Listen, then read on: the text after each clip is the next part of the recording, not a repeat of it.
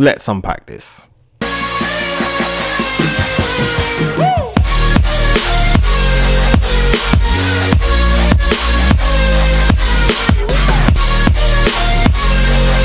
Hey guys, it's the Extended. Subscribe to the channel if you want to get regular uploads about Arsenal men and Arsenal women and all the above, really. Once again, another miserable loss to one of the big three. It's just not working out. I won't cap. I've been an Arsenal women's fan for about a year now, so I don't know everything. I'm not always going to have the most divine opinions, but what I do know is that this Arsenal team should not be 9 points behind the leaders, 2 games in hand or not. I can't say the game was completely doom and gloom because we really went toe to toe with a really good Manchester City side, but there was a really key period from like the 60th minute to the 72nd minute where Arsenal was applying the pressure and I felt like the goal was going to come, but the goal just never came.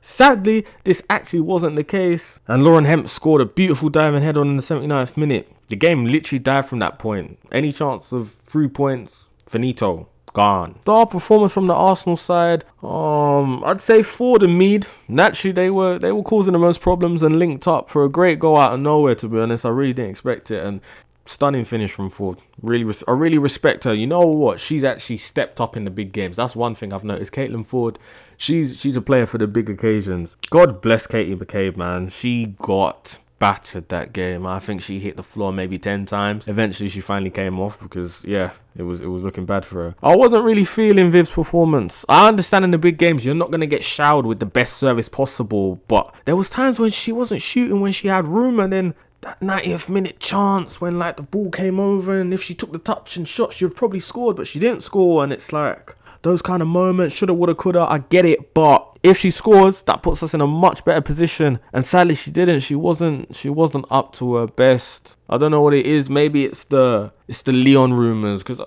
Lyon's a good team, you know. I ain't gonna lie. If Lyon was looking at me, I'd be considering it. So I kind of get where her mind would be, but I feel like it wasn't the Viv that we're used to seeing. It wasn't record breaker Viv. So Viv, come back, man. It's just so annoying about the loss because Leah Williamson was captain and she deserves it so much, man. That is Mrs. Arsenal. That is honestly Mrs. Arsenal, and I really, really want her to stay. I really rated her interview. Like, you can just see how much it means to her. You can see how much she wants this team to do well. So once again, like, because she's Arsenal through and through, I'm really praying that she stays. I know there's great teams out there, but you're right, a great team. So please don't give up on Arsenal, Leah. Please, we need you. We need you. And playing CDM, please. That would be nice. Now, we've got Mr. Joe.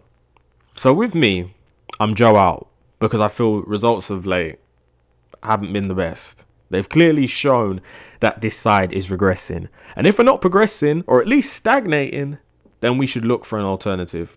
Because once again, I'm new to the women's scene. Like, I don't know all the managers out there. I don't know the bad boy managers. I don't know all the good managers. I know some, but my knowledge isn't the greatest. So please comment down below who you think would actually be a good manager to take over from Joe. Because, like, come on, no one wants anyone to lose their job. But at the end of the day, this is Arsenal Women's Football Club. And I, for one, want to see the team lift WSL titles. I want to see them get Champions Leagues. I want unbeaten runs. I want all these great things. And we cannot have these great things, I believe, if we still have Joe in charge. I don't like this small squad setup. It's just so meaty. It leaves us with no plan B or C. Like, we're literally starting 11 United. It's straight up. We're going to beat you with the starting 11. And if that doesn't work, then we're stuck. And that's what's happened. Like, you saw it in the Man United game when we lost 1-0. We had nothing after our first team. So that was it, really. Like, until we actually understand that this isn't going to work. Because think about it. In the City game, I think it was don't quote me on this. After Katie McCabe came off. Who came on for her? Noel Moritz. Baller.